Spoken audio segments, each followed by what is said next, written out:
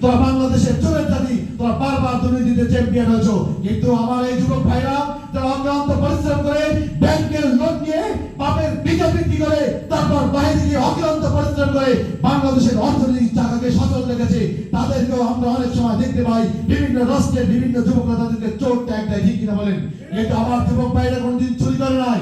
আমার যুবক ভাইরা ব্যাংকের ঋণ নিয়ে তাদের বাপের বীজা বিক্রি করে তারপর বাংলাদেশের আর্থিক সচেতনতার জন্য তারা রেমিটেন্স বাড়ায়, অথচ সেই ভাইদেরকে আজকে বাইরের কোনো রাষ্ট্র মানুষ টিকচার মেরে চোর বলে। শুধু ওই সমস্ত অশুদ্ধ রাষ্ট্রপ্রধানদের কারণে, এমপি মন্ত্রী যারা চুরি করার কারণে আজকে বাংলাদেশের 18 কোটি জনগণকে বাইরের রাষ্ট্রের মানুষ চোর হিসেবে আখ্যা দিয়েছে, ঠিক কিনা বলেন? এখন আমাদেরকে সচেতন হওয়ার সময়, আমাদেরকে জাগ্রত হওয়ার সময়। 5 তারিখের পরে আমরা দেখেছি কি বাংলাদেশে কোনো রাজনৈতিক দলের নেতারা ক্ষমতায় নেই, কোন রাজনৈতিক শক্তি ক্ষমতায় নেই। বাংলাদেশের মানুষ সকল মানুষ সমান, সকল জায়গায় বৈষম্যহীন অবস্থায় বসবাস করবে। কিন্তু না, আমরা অনেক সময় বাংলাদেশের 5 তারিখের পরের চিত্র দেখলে আমরা হতাশ হয়ে যাই।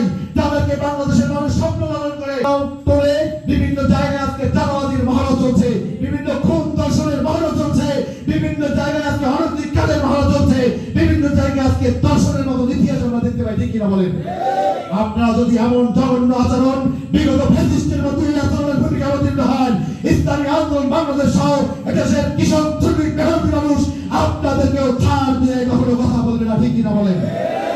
বন্ধুগণ, বিগত দিনে যে ফ্যাসিস্ট তৈরি হয়েছিল এই বাংলাদেশের মানুষের বাক শক্তিকে রুদ্ধ করেছিল, সমগ্র রাজনৈতিক দলের উপরে অত্যাচার নিষ্ক্রিয় প্রভাব চালিয়েছিল। এর একমাত্র কারণ হচ্ছে সংখ্যানুপাতিক হারে কোন রাজনৈতিক দলের সংখ্যানুপাতিক কোন সদস্য পার্লামেন্টে না যাওয়ার কারণে। এই জন্য পীর সাহেব চরমনাই এদেশের 18 কোটি জনগণের স্বার্থে, সমগ্র রাজনৈতিক দলের স্বার্থে তিনি ঐতিহাসিক ঘোষণা দিয়েছেন আগামী নির্বাচন হবে পিয়ার পদ্ধতিতে নির্বাচন, ঠিক কিনা বলেন? পীর সাহেব চরমনাইয়ের এই কণ্ঠের সাথে কণ্ঠ মিলিয়ে এদেশের অনেক রাজনৈতিক দল, এদেশের হাজার লক্ষ মানুষ, সমগ্র মানুষ আজকে ঐক্যবদ্ধ হয়েছে যে আগামী ফ্যাসিস্ট তৈরি যাতে না হয় সেজন্য আগামী পার্লামেন্ট হবে পিয়ার পদ্ধতিতে। পিয়ার পদ্ধতি যদি পার্লামেন্ট গঠিত হয় বাংলাদেশের নব্য কোনো ফ্যাসিস্ট তৈরি হবে না, ঠিক কিনা বলেন? এদেশের মানুষের কথা, এদেশের মাটির কথা, এদেশের জনগণের কথা সকলের প্রাণ শক্তি উচ্চ করে সবাই পার্লামেন্টে বলতে পারবে পরামর্শ ভিত্তিক পার্লামেন্ট গঠিত হবে। আর নব্য কোনো ফ্যাসিস্ট আসবে না, বাংলাদেশকে আর দুর্নীতিতে চ্যাম্পিয়ন হতে দেওয়া যাবে না। অতএব আপনাদেরকে উদাত্ত আহ্বান জানাবো, নতুন বাংলাদেশ গড়তে আমরা দীপ্ত শপথ গ্রহণ করি। আমাদের সাম্য, মানবিক মর্যাদা, ন্যায় বিচার প্রতিষ্ঠার জন্য আমরা সোচ্চার হই। একজন আদর্শিক মানবিক নেতাকে আমরা পার্লামেন্টে পাঠাবো, যাতে বিগত দিনের মতো বাংলাদেশ বারবার হেরে না যায়। বিগত দিনে আমরা হেরে গেছি, আমাদের বাংলাদেশের কাছে, অতএব আমাদের বাংলাদেশকে আর হারাতে দেব না, ঠিক কিনা বলেন? আমরা দীর্ঘ 9 মাস রক্ত হয়ে যুদ্ধের পর বাংলাদেশ পেয়েছি। এই বাংলাদেশের জন্য আমাদের মায়া আছে, এই বাংলাদেশের জন্য আমাদের জীবন দিতে আমরা প্রস্তুত, ঠিক কিনা বলেন? বিগত দিনে আমরা জীবন দিয়ে প্রমাণ করেছি আমরা আমাদের জীবনের যে আমাদের বাংলাদেশকে ভালোবাসি, ঠিক কিনা বলেন? আমাদের দিল্লিতে বাড়ি নাই, আমাদের ওয়াশিংটনে বাড়ি নাই, আমার গ্রামে আমার দেশেই আমাকে দেখতে হবে। অতএব এই দেশের জন্য আমি জীবন দিতে প্রস্তুত, এই দেশের মানুষের জন্য আমরা জীবন দিতে প্রস্তুত।